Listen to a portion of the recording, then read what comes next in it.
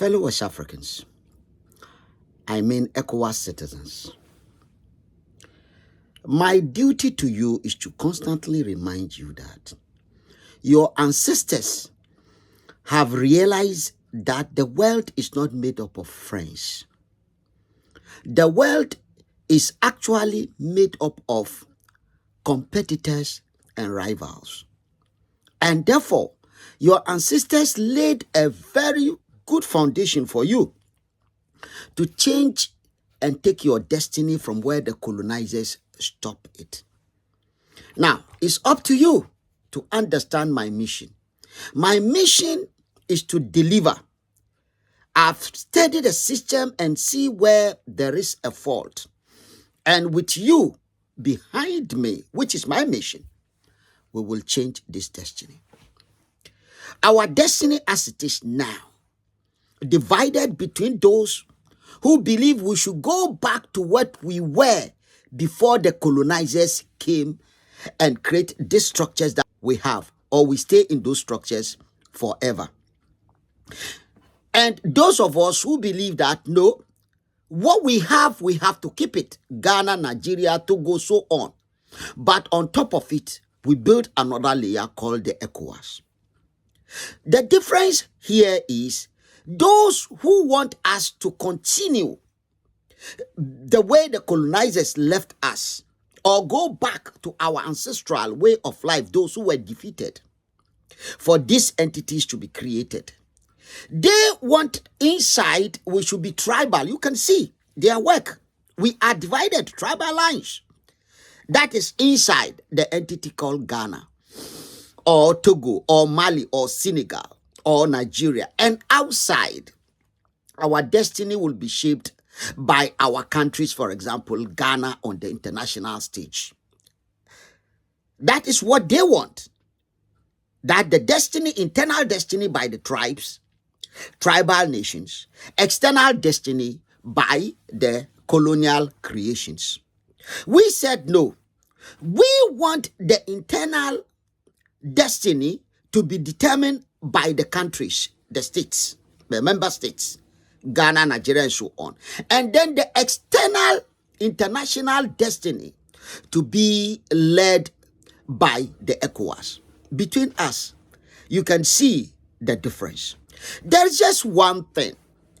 Every day I listen to people on YouTube, on TikTok, on WhatsApp, on wherever. They want the borders to go away. Those who have seen that we want the borders to go away.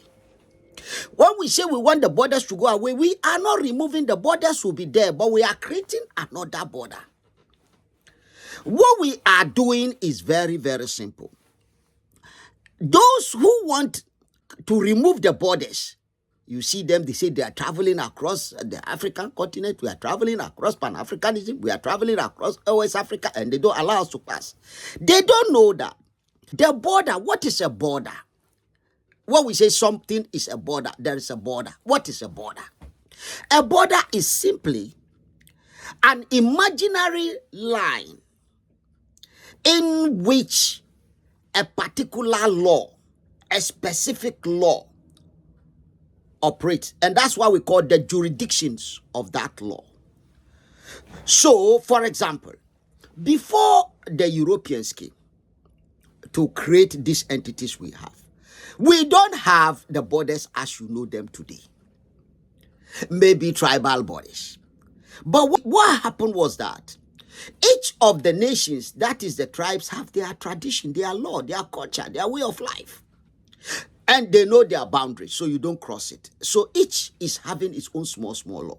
So what the colonizers did was, for example, somebody who lived between Aflao, Togo border, crossing into Togo, and somebody who lived in Togo crossing into Benin, and somebody who lived in Benin crossing to Nigeria. In those days, they'll just walk. There's no border because there's no law that control that area. So what the colonizers did was, they came using martial law, the law from the metropolitans, to put that laws there. So the laws were now the borders. In other words, this boundary is, this is called Gold Coast. This is called Togoland. This other one is called Burkina Faso, and the other one is called Cote d'Ivoire. So you in this village, you can't cross from this area. You can't cross to this place.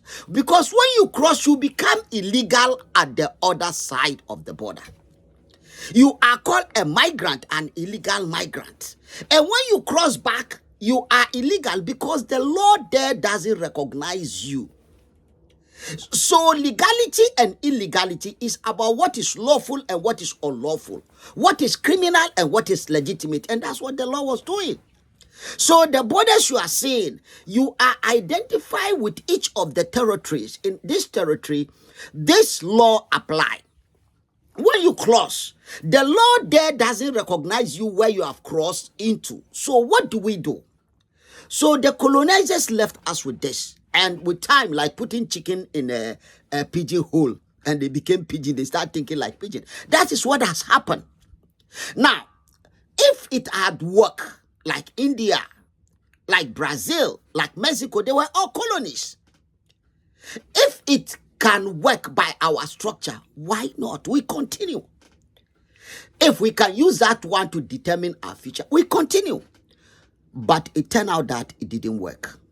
It's not working. It has its own purpose, but it's not solving problems. And I'll share some of the problem it can solve for you. Now, the way forward is why our ancestors, like I started by saying, created the ECOWAS. The ECOWAS that was created is supposed to be an entity with its own law that then will have a way of encouraging certain activities to be done across West Africa, regardless to the boundaries. And to make this law work, we need legislative law. What we have currently is advisory law. So our ambition, our goal, our aim is to change this thing so that we have the legislative law. And that will be when everyone is voting. That is what we call a march for destiny. A date with destiny. We are going on serious demonstration that we don't want to continue with the olden way. We want the new approach. We don't want the parliament of our country to be choosing people to go to the ECOWAS parliament. Zinato was appointed to go to South Africa parliament. You think, as a vice president, you think you leave Ghana parliament and go and sit in South Africa? No. So the one in ECOWAS, what we want is separate people should go and do it. We understand that your mind is not working because the president elected by Ghanaians, there's no any other election for him to go to the ECOWAS and go and represent Ghana at the heads of state level. They don't do anything. They are just the head of states of their countries. But the parliamentarians are supposed to be legislators, not advisors. And therefore, you need full-time legislators. So, you seeing the parliamentarians who elect to Ghana also going to the ECOWAS parliament when they like, as the president of Ghana does, it's fine. No, it's not. The jobs are two different jobs. You have to elect different people from Gambia, Senegal, Mali, Nigeria to go to the ECOWAS parliament. Finally, you heard Donald Trump saying that he's going to allow Saudi Arabia to have nuclear facilities. The same person and the same people are saying they will not allow the Iranians to have the same nuclear facilities. Oh, when it suits them, you have it. When it doesn't suit them, you don't get it. There is a problem here. This is why in ECOWAS, we can have our nuclear facilities like India, without, like China, without any approval from Europeans or United Nations. But that will come from our vote for the members of our ECOWAS parliament. Remember to give me like, follow, or subscribe, share, and more importantly, in the comment section, write amen, agree, disagree, sure. Let us meet at the comment section. Thank you very much.